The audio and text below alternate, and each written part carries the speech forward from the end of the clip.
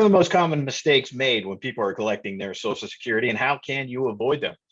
This is segment number 3 in a 4-part mini series on the most common mistakes that we have observed and some of the things that you should think about so that you don't repeat those mistakes that others have made in the past. In our opinion, here are the 4 most common mistakes. In the first video, I talked about thinking that Social Security is going away and rushing down to the Social Security office so that you at least get a check for a few years before the money runs out. That is often a mistake. Claiming too early. The longer you wait, and as a general rule, the more money you get. If you collect early, you could permanently reduce your monthly benefit for the rest of your life. In this section, I'm going to talk about divorcees, widows, and widowers, and some of the challenges there, what you need to know so that you don't step in any of those minefields when collecting your Social Security. And then finally, in the 4th segment, I'm going to talk about for people that are already collecting Social Security, where are those reductions? So that'll be in the 4th segment. If you're looking for just kind of a general rule on what you should think about when looking at Social Security, kind of the quickest way to begin your research on what's going to be best for you. Number 1, if Social Security benefits are available to you and you need the money to pay bills, keep the lights on, keep food on the table, then take the money. The other more complicated strategies aren't applicable to you. If it's available to you and you need the money, take the money. Seek to maximize the highest benefit coming into your household. So many households will have multiple potential benefits. You can only collect one type of benefit at a time, but for many of you, over time, at different points in your life, you might be able to collect different benefits. Maybe you can collect a benefit on your own work history.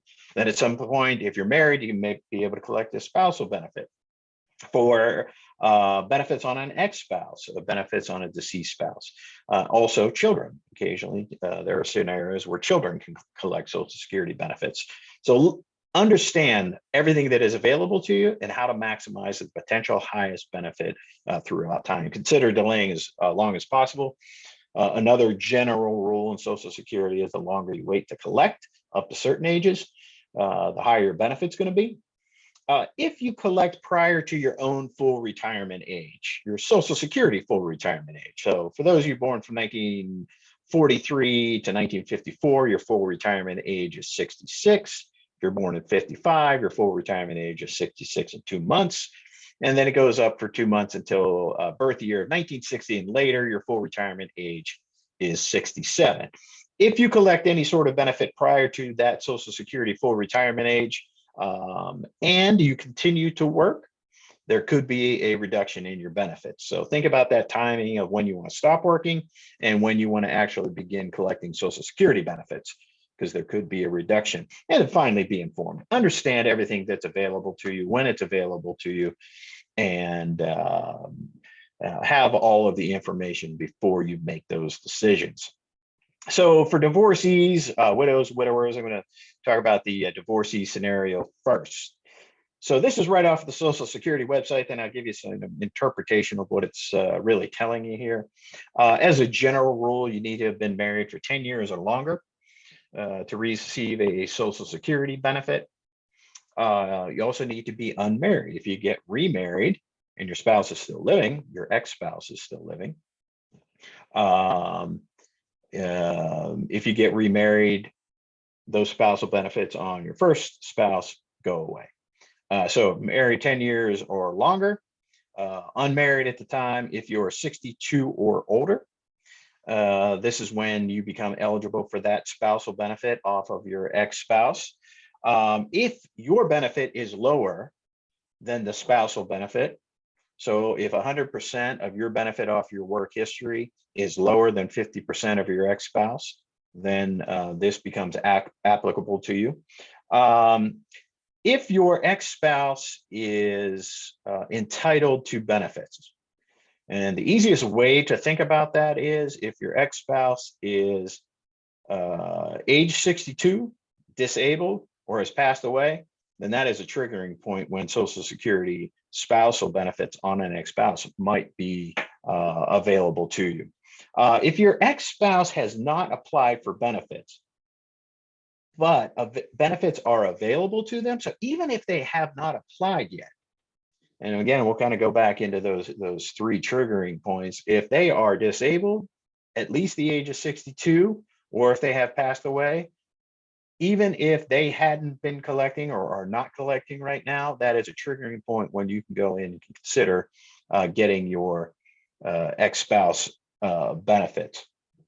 The last point isn't as applicable to all folks, but for anybody born January 2nd of 1954 or earlier, if you have not started collecting benefits, you might be able to switch back and forth between benefits.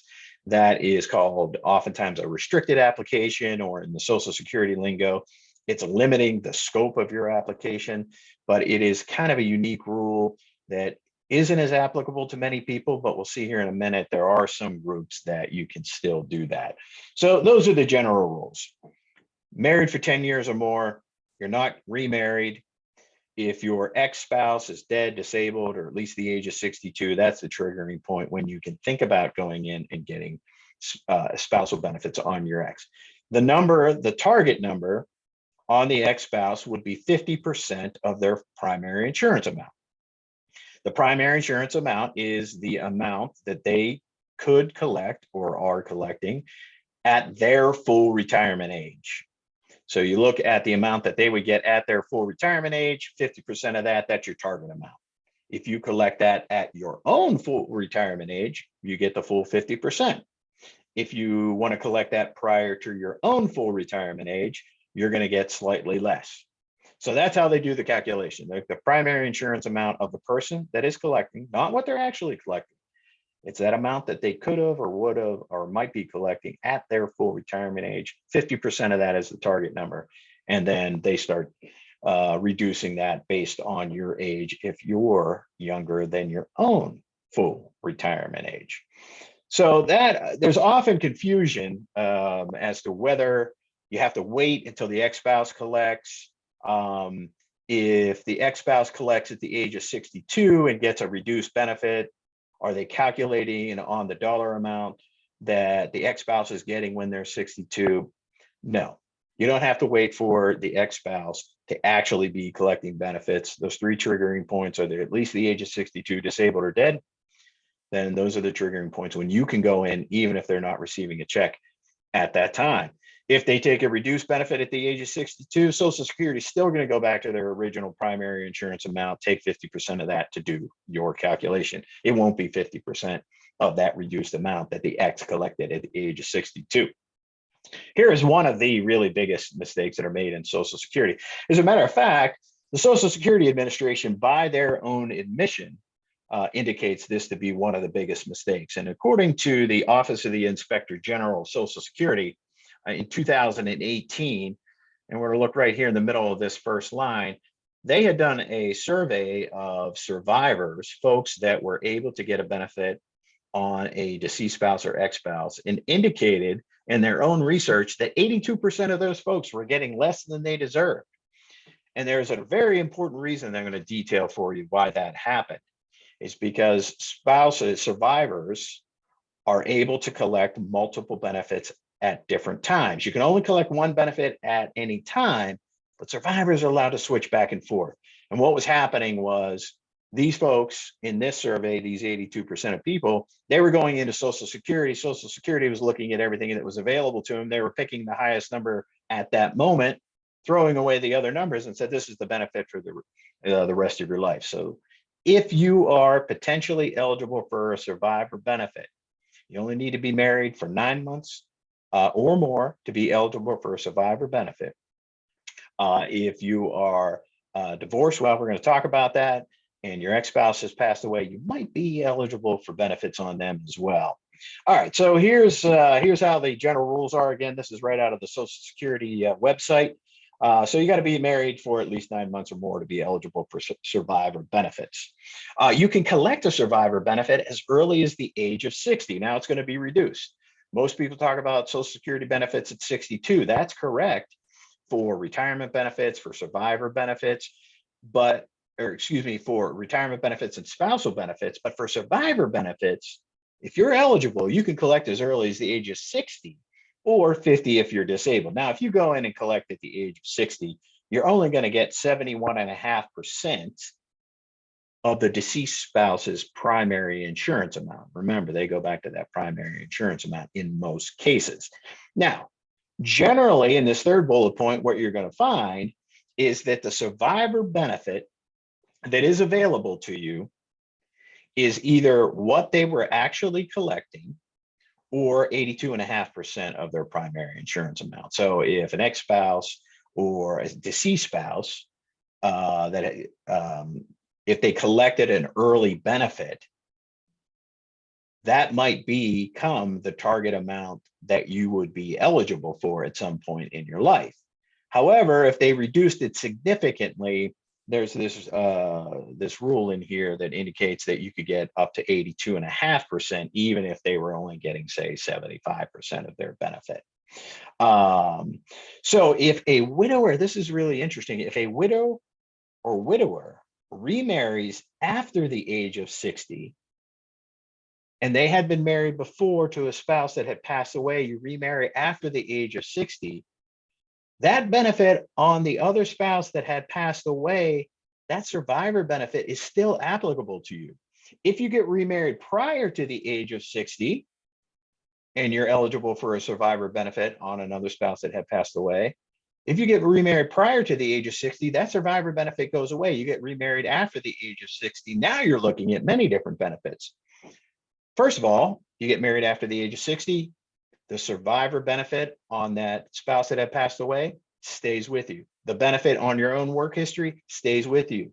Now that you're remarried, if you're married for a year or more, a spousal benefit on your new spouse becomes applicable. So you could potentially, in that scenario, have 3 benefits available to you that you're really going to need to coordinate when it makes the most sense to collect those benefits. This next to the last bullet point is the big one, a restricted application or limiting the scope of your application. If you are eligible for Social Security survivor benefits, you are allowed to collect one type of benefit now and let a different benefit grow in the background. So for example, if you have a benefit on your own work history and you're 62 years old, you can collect a retirement benefit on what you put into the system. And then later, the survivor benefit is growing in the background. It grows to 100% of what that target number would have been at your own full retirement age. So you might be able to collect Social Security on your own number from 62 till your full retirement age, and then switch over to the survivor benefit.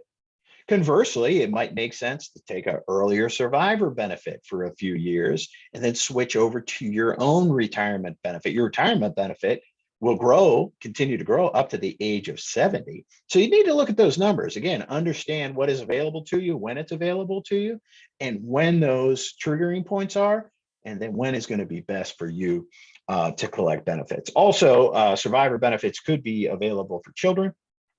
Children can collect survivor benefits up to the age of 18. For the caretaker of that child, in the right situation, the caretaker can also receive survivor benefits. Up until the child is 16, the caretaker gets benefits. The child could continue to get benefits up to the age of 18 or 19 if they're still in high school. So that is why there's so many unique rules that are part of the survivor benefits, and that's why there are so many mistakes there. Again, the key to it is understand what's available to you, what the triggering points are, is when you can actually go collect those, and then decide which benefits you're going to collect at which time. And again, if you are divorced and your ex-spouse passes away, many of these rules are applicable to you as well.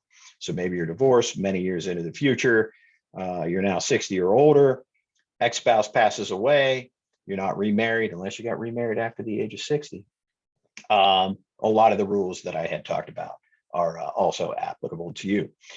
Here at HBK Provident Advisors, we incorporate this into our overall dream financial planning process. The D in dream stands for discover. We learn more about you, what you want to accomplish.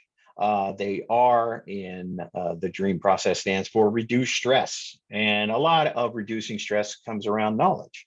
Give you the knowledge of how all of these things work and how they might apply to you such that you can make informed decisions. The E in the dream process is expectations. What do you expect of us? What do we expect of you?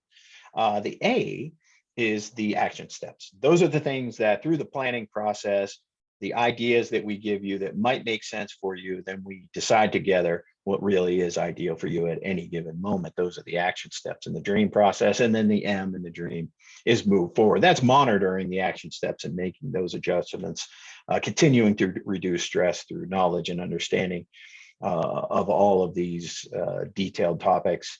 And we continue to adjust those expectations along the way.